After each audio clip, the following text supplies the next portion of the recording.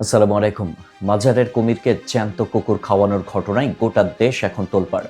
হ্যাঁ, খাবারের জন্য একটি অবুঝ প্রাণীকে জ্যান্ত অবস্থায় জমের মুখে তুলে দেওয়া হচ্ছে, আর সেই দৃশ্য দাঁড়িয়ে দাঁড়িয়ে ভিডিও করছে একদল ভিউ ব্যবসায়ী।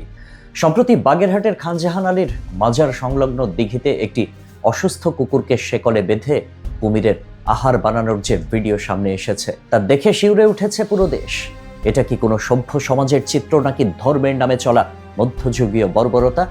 ধর্মের দোহাই দিয়ে এই চরম বর্বরতা কোনো সভ্য সমাজে চলতে পারে না। দেশের বিভিন্ন মাজারে গিয়ে আমরা নানা ধরনের আচার অনুষ্ঠান দেখি। কেউ মানত করে, কেউ পুণ্য হাসিলের আশায় দান করে। এসব বিশ্বাস যার যার ব্যক্তিগত বিষয়, কিন্তু বাগেরহাটের খানজাহান আলীর মাজারে থাকা কুমিরটিকে ঘিরে যা ঘটছে তাকে আর যাই হোক মানবতা বা ধর্ম বলা চলে না। সামাজিক মাধ্যমে ছড়িয়ে পড়া ভিডিওতে দেখা গেল একটি অসুস্থ কুকুরকে নড়াচড়া করতে না দেওয়ার জন্য তার সামনের পা কলে বেঁধে পুকুরের পাড়ে ফেলে রাখা হয়েছে। কুকুরটি প্রাণ ভয়ে করুণ দৃষ্টিতে মাজারের লোকটির দিকে তাকিয়েছিল। সে চাহনিতে যেন ছিল বাঁচার শেষ আকুতি।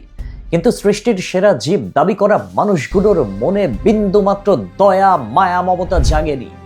চোখের সামনে একটি বিশাল কুমির এসে কুকুরটির ঘাড়ে কামড় বসিয়ে তাকে টেনে নিয়ে যায় জলের তলায়। পাড়ে দাঁড়িয়েই দৃশ্য দেখে উল্লাস করছে একদল মানুষ। মধ্য পরিবেশে একটি প্রাণী অন্য প্রাণীকে শিকার করবে, এটাই প্রকৃতির নিয়ম। কিন্তু লোকালয়ে একটি পোষা প্রাণীকে এভাবে শেকলে বেঁধে অসহায় অবস্থায় হিংস্র প্রাণীর মুখে ঠেলে দেওয়া চরম নিষ্ঠুরতা। প্রাণী সংরক্ষণ আইনে এমন কাজের কোনো অনুমতি কি আছে?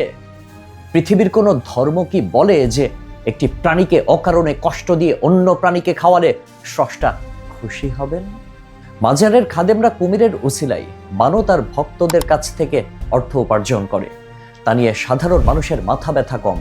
কিন্তু ধর্মের বিকৃত ব্যাখ্যা দিয়ে এভাবে একটি প্রাণীর ওপরে বর্বরতা চালানো কোনোভাবেই সহ্য করা যায় না। সচেতন মহলের প্রশ্ন, কেন এই কুমিরগুলোকে কোনো অভয়ারণ্য বা চিড়িয়াখানায় স্থানান্তর করা হচ্ছে না? কেন একটি মাজারের দিঘিতে এমন বিপজ্জনক প্রাণী লোকালয়ে এভাবে পালন করা হচ্ছে?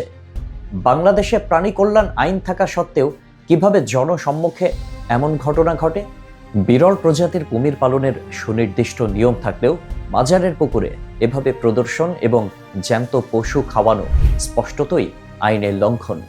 এই অমানুষিক কর্মকাণ্ডের বিরুদ্ধে এখন সমাজের প্রতিটি স্তরে তীব্র প্রতিবাদের ঝড় উঠেছে। ভণ্ডামি যখন ধর্মের মুখোশ পরে আসে, তখন সেটি সমাজের জন্য আরও ভয়াবহ হয়ে দাঁড়ায়।